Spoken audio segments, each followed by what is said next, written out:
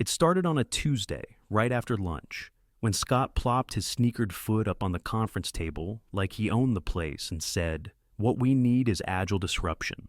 I had just gotten off a 3-hour call with a German vendor who'd shipped the wrong part numbers on a critical defense contract. If I hadn't caught it in time, we'd have been out $15 million in guaranteed revenue.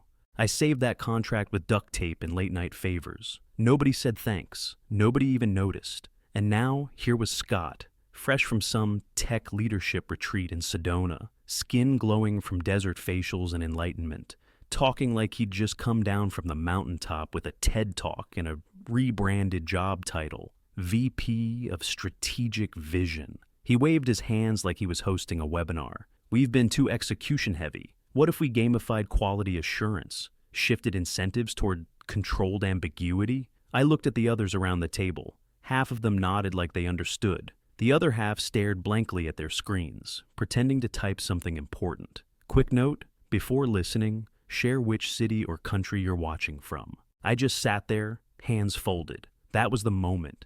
The exact second I knew the rot had started. Scott didn't care how things worked. He only cared how things sounded. He had that look in his eye, the kind guys get when they know they can't be fired. His last name bought him a shield, and he knew it. I'd seen it before. Executive brings in their kid, slaps a vague title on him, and unleashes him on departments he doesn't understand. First, they observe, then they suggest. Then they start realigning teams until the whole system seizes up. The first time he barged into one of my logistics calls, I didn't blink. Just watched him nod through 10 minutes of acronyms he didn't get, then scribble something on a notepad like he was studying for the SATs. He gave me a thumbs up on the way out. "Love the synergy in there, Russ. Let's circle back offline." Synergy, circle back, gamify. I didn't say anything. Not to him, not to anyone. I'd been at Brexler Systems for almost 10 years. I knew how this story went. Guys like Scott came in with buzzwords and whiteboards and no clue where the power cables ran under the floor. But I didn't panic. I logged it. Mentally, like I always do, Scott had no idea he'd just stepped onto the wrong battlefield. And I never fire first. I just wait. The next week he started showing up uninvited to my stand-ups. No warning, no agenda. Just slid in with a protein shake and a smug grin. "Why are we still using this tool set?" he asked one morning, holding up a printed report like it smelled bad. "Feels kind of legacy." I didn't take the bait, just said, "Because it works." My name's Russell Marks. I was the operations director at Brexler Systems for almost 10 years. My team ran the back end for every logistics, procurement, and compliance flow in that company. Not flashy, but essential. Scott didn't like essential. He liked shiny. He started tearing up working systems to make room for his focus pods, open-air noise traps that killed productivity. He cut my Monday cross-team sync and replaced it with something called Feedback Flow Fridays. Basically a Slack thread full of emojis and zero follow-through. I didn't fight him publicly. I didn't go to HR. I just cleaned up behind him. Every misfiled vendor form, I fixed it. Every confused team lead, I coached them in DMs. Every person who looked ready to walk, I quietly shuffled them into roles where they wouldn't be in Scott's blast radius. And still, his dad, Victor Brexler, CEO and walking jawline, acted like Scott was the second coming of Steve Jobs. "We need fresh blood," he told me in front of the board. "Russ, you're dependable, but we've got to scale up." Fresh blood? The kid couldn't even submit a purchase order without screwing up the vendor codes. He had the confidence of a founder and the skill set of a summer intern. By month 2, I stopped pretending he'd grow out of it. I just kept my head down and documented everything. Then came that Friday. It was 4:58 p.m. I was closing out the week, logging into our compliance portal to prep for a government audit scheduled Monday. The team was ahead of schedule. Everything was tight. That's when the Slack ping came in. "Scott B. invited you to a sync session. Strategic realignment. Urgent. 5 p.m. EST. I stared at it. My hand hovered over the mouse. Then I closed the tab. 10 minutes later, my phone buzzed. It was him. I didn't answer. He called again. And again. I let them all ring out. Then, on the 4th try, I picked up, because I was in the middle of a milestone meeting with a defense client, and the guy wouldn't stop. I muted the Zoom, turned my phone to speaker, and said, You've got 2 minutes. He didn't even say hello, just launched into a rant. You think you can ignore me? He snapped. You don't get to skip my sessions. I'm your boss. You're not my boss, I said flatly. You're the VP of nonsense. That was it. He blew. You're done. Fired, he shouted. Effective now. Don't come back Monday. I looked at the call timer. 32 seconds. He hung up. No HR, no paperwork, just bluster and ego. I unmuted the client Zoom and kept the meeting rolling like nothing had happened. Nobody in that call ever knew I'd just been fired. Afterward, I shut down my laptop, grabbed my keys, and walked out of that building like I was going to grab a sandwich. No drama, no box of desk stuff, just walked. Because I already knew. This wasn't over, not by a long shot. That night, I sat in my kitchen, black coffee in one hand, laptop open in front of me. No HR email, no exit packet, no revocation notice. My company badge still worked. My email hadn't been shut off. I was technically still on the org chart, buried somewhere under Operations Legacy. That's when I pulled up the investor funding agreement, clause 6.2. I had signed it myself 2 years back during the third round of investment. It was buried in compliance language, easy to miss if you weren't looking for it. But I remembered it. Milestone disbursements require verification from the designated oversight officer. That oversight officer? Me. Name printed. Initials stamped. Ink dry. I didn't raise hell, didn't reply, didn't forward it to legal. I just sent it to a private folder on my home drive. Backed up every doc I needed, vendor records, compliance checkpoints, purchase audits. Encrypted the whole thing, labeled it in case of idiots. Then I waited. Scott didn't wait. He strutted through the company like he'd just conquered something. He held a Monday all hands called the realignment, like he was rebranding a broken fast food chain. PowerPoint title, Bold Moves Ahead. I watched the slideshow later. Someone leaked it. His bullet points were copy-pasted from a startup blog. Streamline through disruption. Reframe accountability. Embrace strategic uncertainty. Strategic uncertainty. You can't make that up. Meanwhile, invoices were still flowing through systems I had built. Contracts routed through forms I had coded and enforced. And buried beneath all of them, oversight approvals. Every one of those checkpoints bottlenecked at me, but nobody noticed yet. They thought I'd just vanished. I didn't. I was sitting in my kitchen in Ashburn, Virginia, wearing sweatpants and watching their world keep spinning. Without realizing the gears were slipping, I kept the VPN open and monitored what I could. Internal dashboards, email queues, submission timestamps. I saw them trying to submit vendor sign-offs using generic logins. Half of them bounced. Scott sent out a company-wide Slack celebrating increased velocity and decision-making. He posted a meme of someone throwing papers in the air. His new little team of alchemists clapped back with fire emojis and gifs of rockets launching.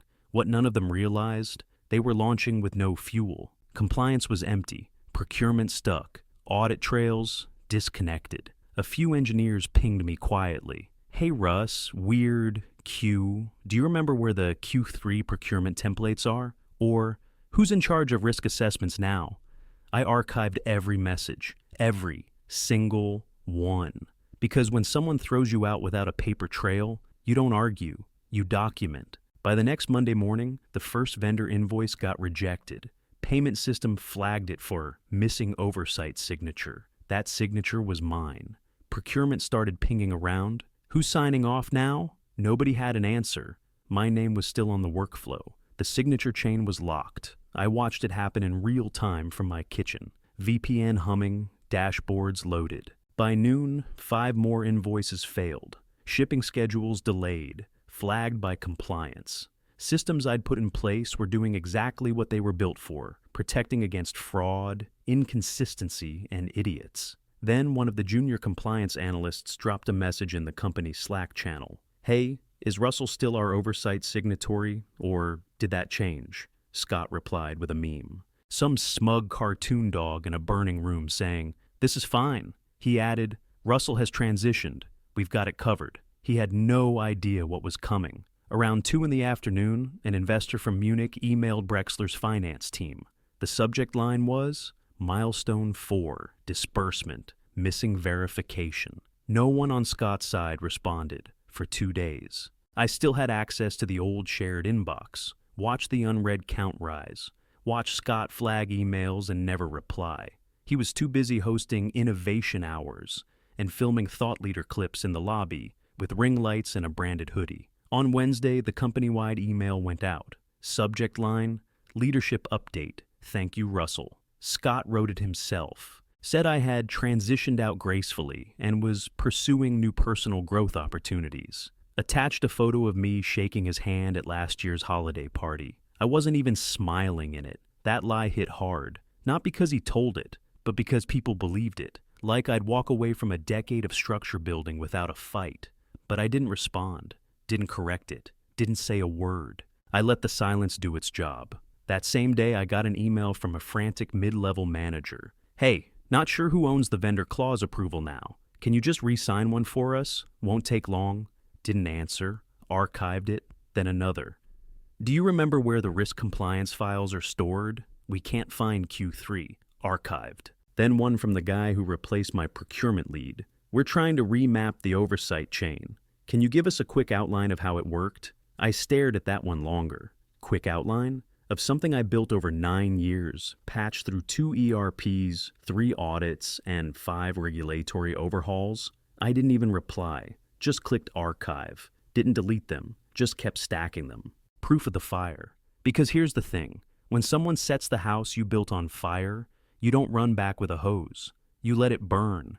You let every missed approval, every broken process, every ignored warning torch the place from the inside out. Let Scott present his fake roadmaps. Let him paste startup buzzwords into broken systems. Let him dig the hole deeper with every happy hour pitch about revolutionizing operational synergy. Meanwhile, I watched his project tracker collapse, watched procurement fall 10 days behind, watched his fake org chart balloon with job titles nobody understood and responsibilities nobody owned.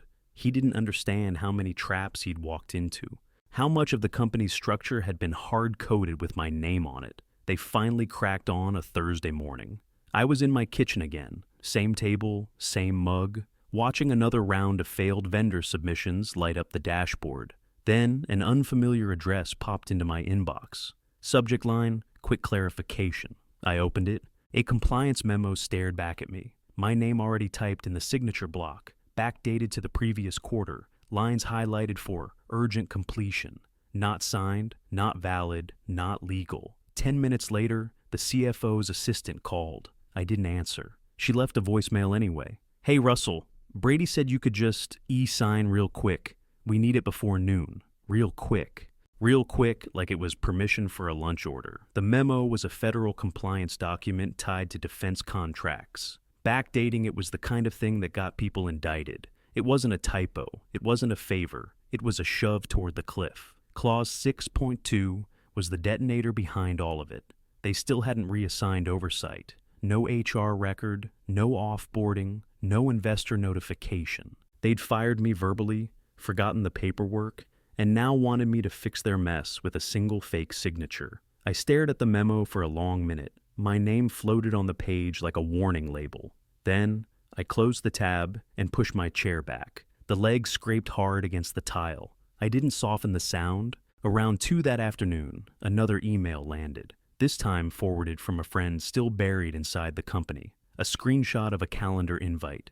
Board meeting. Friday. Mandatory attendance agenda. Funding freeze, oversight gap, milestone failures. There was a list of expected attendees: Scott, his dad, the CFO, legal, the investors. And in the corner, under current authorized oversight officer, the system still showed one name: mine. No one had removed it. No one even knew how. All those workflows, all those approvals, every chain ended with me. I was still the only person permitted to sign off on the investors' milestone releases, which meant Brexler Systems couldn't move a single dollar of investor money without my authorization. They could host meetings, rage in hallways, craft PowerPoints with flaming arrows and big words like synergy acceleration. None of it mattered. The machine didn't run without my key. My phone buzzed again. This time the number was blocked. I let it ring until voicemail kicked in. A man's voice, tight, controlled, spoke. "Mr. Marks, this is Brady. Please call me back. We need that memo today." I deleted the message and went back to watching the dashboards. Procurement was 3 weeks behind by then. Compliance had opened an internal ticket titled Oversight Access, Unknown Owner. Scott's new team alchemists were posting motivational quotes in Slack while the system choked under their ignorance. After dinner, another email hit. No greeting, no formatting, just raw panic. "Russ, we need you to sign. Please. Investors asking for confirmation. J." The silence I kept wasn't spite. It was structure. The same structure they ignored. The same structure that was now turning on them. And they were finally starting to understand the hole they'd dug. I didn't tell them I wasn't coming back. I didn't tell them I knew exactly how deep Clause 6.2 cut. I didn't tell them the investors would read every missing signature like a siren. I just watched, waited, let the pressure climb. Because they couldn't move a dollar without me, and I wasn't going to sign anything. Friday morning hit like a hammer. I was watching the dashboard logs in real time, access errors, submission fails, bounced verifications, when my phone lit up with a text from someone in finance. Investor Counsel just read 6.2 out loud. 15 seconds later, my email pinged. One line from an old colleague sitting in that boardroom. Everything stopped. I didn't need a transcript. I already knew what was coming. Clause 6.2 wasn't written for interpretation. It was cold, legal chain of command. No reassignment or override without an investor-signed amendment. The board had gathered expecting to wave hands and push forward. Instead, they ran into a wall, with my name etched across the top. Scott tried to speak first. My friend typed it out for me later, word for word. He said, "He's not even here anymore. That's just paperwork." Investor lawyer didn't blink. "Then you violated due process. We're freezing funds." And that was that. Every pending disbursement locked. Every projected milestone gone. Inside of 6 hours, vendors paused shipments. Government contracts halted midstream. Procurement froze across 5 divisions. Legal tried to issue a correction memo, but got blocked by their own internal oversight rules. No approvals, no workaround, no plan. Clients started demanding compliance records, risk files, proof of oversight. Nobody could produce them. The systems weren't broken. They were following the exact protocol I'd designed, the one Scott thought he could optimize. It pinged me later from a personal account. Apparently, Scott had tried to fix the permissions backlog by installing open-source plugins off a Reddit thread, something about auto-authenticating through shared Slack credentials. He crashed the internal approval portal so hard it took down the HRQ finance gateway and part of the client submission tracker. The CIO called it a structural compromise. Internally, they started tagging the incident as the Scott Stack breach. 2 days later, his title on the org chart changed. VP of Strategic Vision was now Advisor. No explanation, no announcement. A week after that, he vanished, just gone. Title removed, permission stripped, profile deleted. They didn't even bother to issue a goodbye post. I didn't celebrate. I didn't gloat, but I did notice. And then the real email came, not from Brexler, from the investor. Short, direct. "Russell, we're done wasting time. We'd like to retain you as a strategic consultant. Full autonomy, full rate. Timeline, immediate. Let us know if you're available. No apology, no fake friendliness, no attempt to sweet talk. Just respect." That night, I opened the window in my kitchen and leaned against the frame. Cool air cut through the tension sitting in my shoulders. I hadn't realized how heavy it had gotten until that moment. I didn't reply right away. I let it sit. Not because I wasn't ready, but because I wanted them to feel the weight of waiting. I checked the new contractor access keys they'd quietly sent with the offer. Everything was clean, full permissions, every log verified, control restored. The next wave hit harder. Internal reviews started kicking up flagged clauses from buried sections of the funding docs. 4 more with my name on them. Risk oversight, procurement gatekeeping, defense contract eligibility, compliance audit flow, all frozen. Legal couldn't rewrite them. Investors wouldn't authorize replacements. My signature wasn't optional. It was hard-coded into every major transaction over the last 3 years. I'd designed it that way to prevent fraud. Never expected I'd be the one standing in the way. The CEO panicked. You could see it in the timestamps, emails flying at 1:17 a.m., 3:03, 4:11. No subject lines, just short bursts. Need solution. Still stuck. Talk to Victor again? He's furious. Victor, Scott's dad, the face of Brexler Systems. Untouchable for 20 years, but not anymore. The board started asking hard questions. Not about me, about him. Why hadn't succession been formalized? Who signed off on Scott's promotion?